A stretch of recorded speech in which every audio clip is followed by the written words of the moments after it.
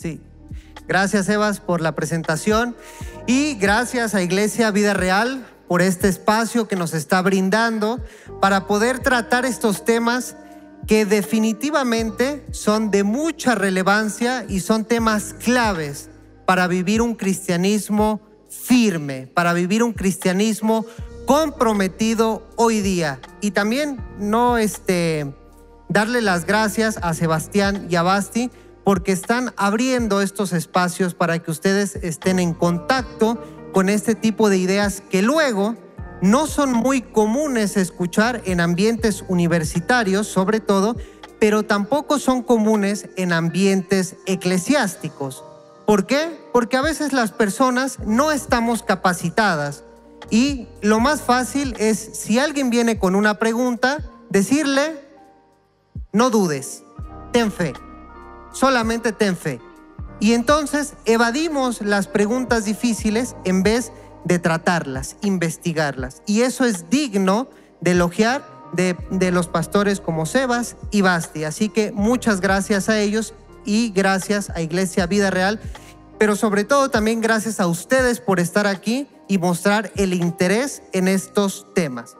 Hoy quiero hablar de un tema muy sencillo realmente, pero que nos puede llevar todo un seminario, pero quisiera tocarlo de una manera muy breve. No para terminar el tema de una vez o entenderlo completamente, sino para mostrar que hay una necesidad en nosotros como cristianos, una necesidad en la iglesia y así sentirnos comprometidos a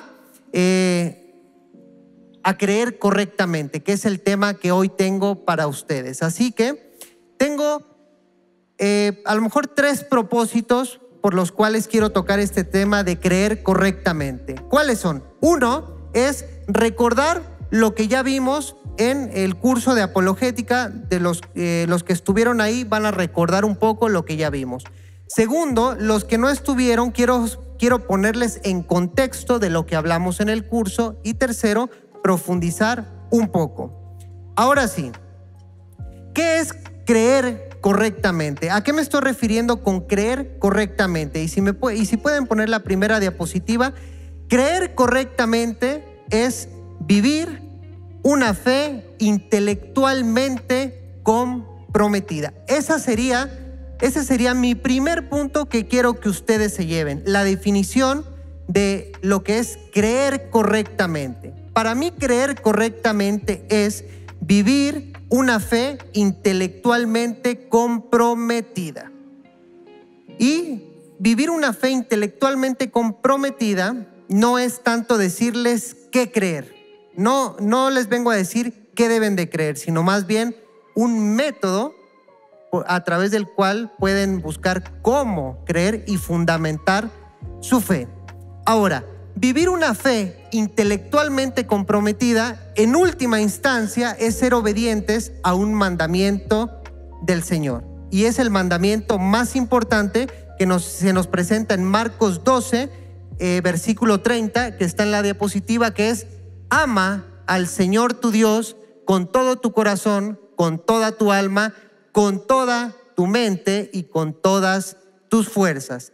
Y este es un eco de Deuteronomio, es decir, el Señor Jesús, cuando se le acercan, recuerdan aquellos pasajes en Marcos donde como que lo están poniendo en tentación y le llegan con preguntas difíciles. Y una de esas preguntas es esta: ¿cuál es el mandamiento más importante, Señor? Y él responde: amarás al Señor tu Dios, o ama al Señor tu Dios con todo tu corazón, con toda tu alma, con toda tu mente y con todas tus fuerzas. Y aquí recalco: ama con toda tu mente. Nosotros a veces recalcamos amar con todo el corazón, con todo el sentimiento, pero a veces se nos ha olvidado que también amar al Señor involucra la mente, pensar. Por eso yo he también definido creer correctamente como, aquí está en la siguiente diapositiva, que es uniendo vivir amando al Señor con la mente encendida. Creer correctamente es vivir amando al Señor con la mente encendida y no apagada. Tengo algunos ejemplos representantes de gente que ha vivido su fe amando al Señor con toda su mente. Lo ha amado dialogando, lo ha amado estudiando. Y a veces eso es algo que se nos olvida, que cuando estamos estudiando, cuando estamos leyendo, cuando estamos aprendiendo, también es un acto de adoración, también es un acto donde manifestamos que amamos a Dios. 3 ejemplos representativos tengo para amar al Señor que los podemos mencionar a través de la historia. Y solo sea de paso, amar al Señor con toda la mente, vivir una fe intelectualmente comprometida es la base de todas las apologéticas a lo largo del tiempo. Por ejemplo, el primero es San Agustín de Hipona, siglo IV, siglo V. Ustedes lo han escuchado a lo mejor mencionar. Él escribió mucho en contra de las herejías, también escribió muchos tratados filosóficos, también escribió comentarios a la Biblia, del Génesis, por ejemplo. Pero él tenía una frase que se ha vuelto como muy representativa en la historia de la iglesia, que es, aquí la pongo: creo para entender, entiendo para creer. ¿Qué significa esta frase? Para Agustín, la fe no es un obstáculo para una mayor comprensión del mundo, como a veces nos han dicho hoy día. Es que si tienes fe, entonces no vas a poder comprender el mundo a través de la ciencia. Es que si tienes fe, no vas a poder profundizar a través de la filosofía los secretos o los misterios de la fe. Pero para Agustín decía, no, la fe no es un obstáculo para una mayor comprensión del mundo. Y la mayor comprensión del mundo siempre va a querer razones para creer.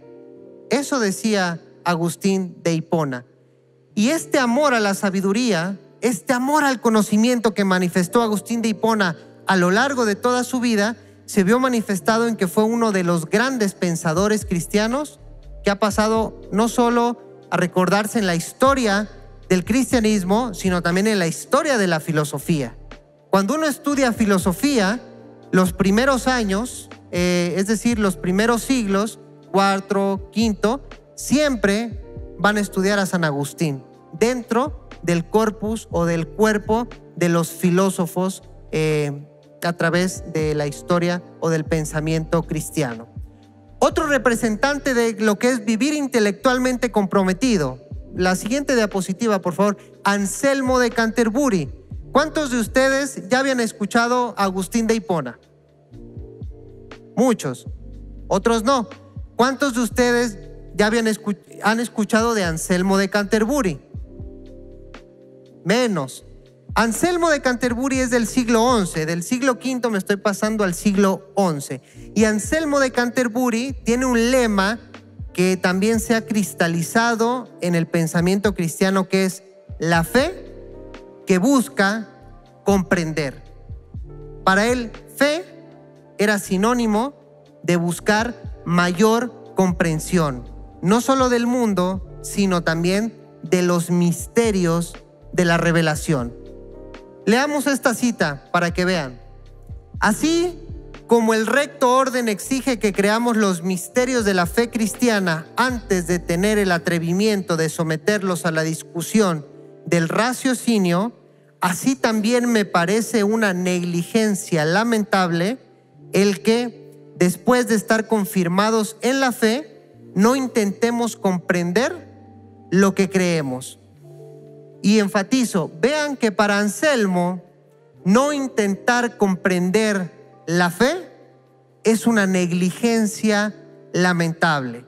Es decir, para él, un cristiano que no se involucra intelectualmente, que no se compromete intelectualmente, es un negligente. Y él va a poner un contraste entre dos fe. Va a decir que la fe del que no quiere comprender lo que se cree es una fe ociosa. Es una fe que lo que demuestra en última instancia es falta de fe.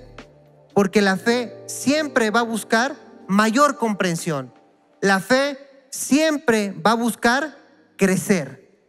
Para Anselmo, la fe no es un punto al que se llega. Para Anselmo, la fe es un estado de vida en el que se está, en el que se habita, donde se crece.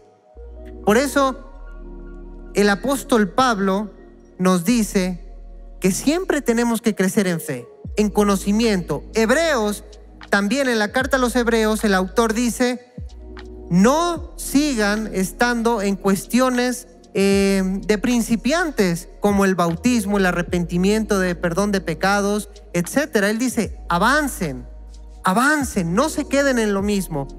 Y ese ha sido un error a veces en nuestras congregaciones. Seguimos dándole vuelta a los mismos temas. Tenemos que avanzar. No tenemos que tener miedo de entrarle a cuestiones difíciles. Por ejemplo, ¿cómo relacionar la ciencia y la fe? ¿Cómo se relaciona la fe con la filosofía? ¿Cómo dialogamos con todas estas objeciones que se nos presentan?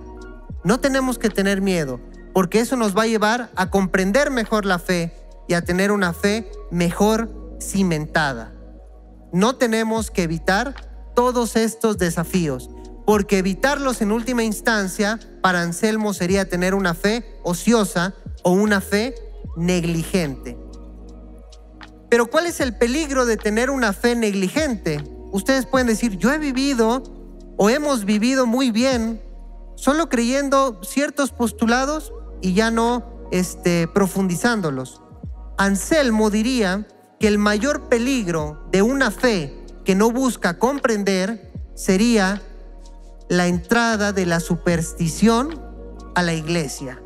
Y la superstición, como dirán dos filósofos, uno ateo y uno panteísta, Spinoza y Voltaire, es el peor enemigo no solo de la iglesia, sino de la humanidad. Y la superstición no solo está en la iglesia, también está en los ateos que a veces quieren refutar el cristianismo. Están a veces llenos de supersticiones, porque también su fe se ha vuelto ociosa, porque no profundizan en los argumentos a veces en contra del cristianismo. ¿Y por qué es peligrosa la superstición?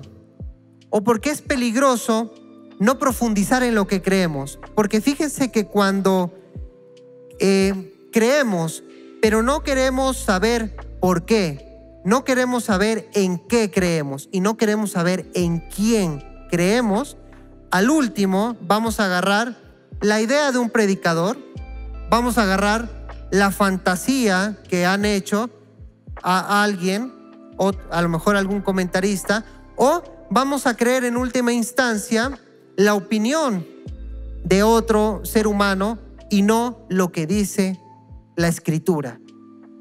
Siempre hay que tratar de profundizar y ver si lo que nos están diciendo es correcto, concuerda con las Sagradas Escrituras. ¿Recuerdan aquel pasaje de Hechos cuando Pablo llega a Tesalónica y después se va a Berea y después se va a Atenas? Dice que cuando llegó a Berea, los bereanos escuchaban a Pablo, pero después iban a las Escrituras y veían si lo que les estaba predicando concordaba con las Escrituras. Si los bereanos pusieron examen al mismo apóstol Pablo, ¿por qué nosotros no nos vamos a poner examen nosotros, nuestras interpretaciones? ¿Por qué no vamos a poner a prueba las interpretaciones de nuestros pastores, por ejemplo? Las interpretaciones de nuestros líderes o la fe que hemos recibido de nuestros padres. Una fe activa es una fe que cuestiona, una fe que cuestionar en el buen sentido, cuestionar de comparar, ver si lo que me están diciendo es verdad. Y esa es la raíz, o ese es el fundamento de la apologética: comparar, investigar, profundizar, cuestionar. también. El tercer representante que yo les quiero mencionar de creer correctamente, porque fíjense que les estoy mostrando ejemplos del siglo V, siglo XI y ahora llegamos al siglo XIII. Es decir, esto de vivir intelectualmente comprometidos no es nuevo en la historia de la iglesia. El tercero es Tomás de Aquino. En lo personal, yo tengo un gusto por Tomás de Aquino muy especial, un pensador que me atrae bastante, un pensador que vivió su fe de manera intelectual. Él entendió que su vocación era el estudio y después del estudio era transmitir lo que le permitía el Señor estar descubriendo en las Sagradas Escrituras. Ahora bien, estos hombres de fe, alguien puede decir, uy, puros intelectuales. ¿Y la vida de fe? ¿Y la vida devocional dónde queda? Ellos tres fueron grandes pensadores, pero también grandes hombres de fe. Agustín, lean sus confesiones, obras contemplativas que nos llevan a amar al Señor con todo nuestro corazón, pero con toda nuestra mente. Anselmo de Canterbury, un hombre que también escribió mucho sobre la oración.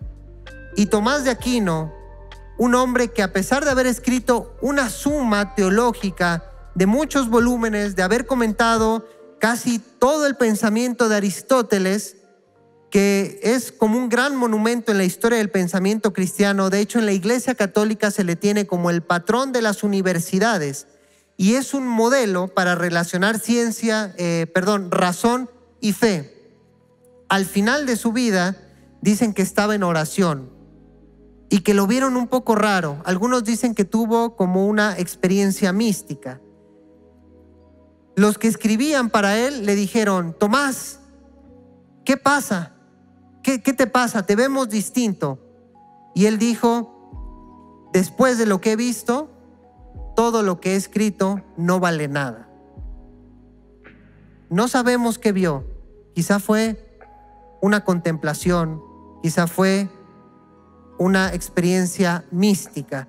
De ahí no volvió a escribir nada Tomás de Aquino, porque él dijo, lo que he visto es mayor de todo lo que puedo escribir. Hombres de fe, porque recuerden que los grandes intelectuales, los grandes pensadores también han sido los grandes santos en la historia de la iglesia. Por eso, la siguiente diapositiva, por favor. Nosotros como cristianos no debemos de vivir con la mente apagada, porque la consecuencia de vivir con la mente apagada y no profundizar en nuestra fe y en las demás ramas del pensamiento va a traer como consecuencia que la gente piense que el cristianismo no es una opción intelectualmente viable. Y eso va a ser como una piedra de tropiezo a la hora que presentemos el evangelismo. Y la apologética tiene como uno de sus principales propósitos no solo responder, sino preparar un ambiente cultural para que el mensaje del evangelio sea una opción intelectualmente viable.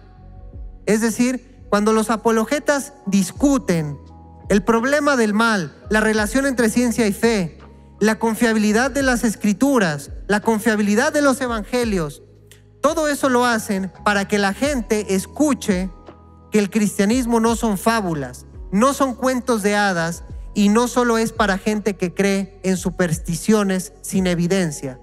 Esa también es la tarea de la apologética, preparar el camino para que el cristianismo sea una opción intelectualmente viable y después que el cristianismo empiece a construir cultura y pensamiento, así como en la época de Agustín, de Anselmo y de Tomás de Aquino, época en que los grandes pensadores estaban en las universidades, en las principales cátedras y el cristianismo era una opción intelectualmente viable.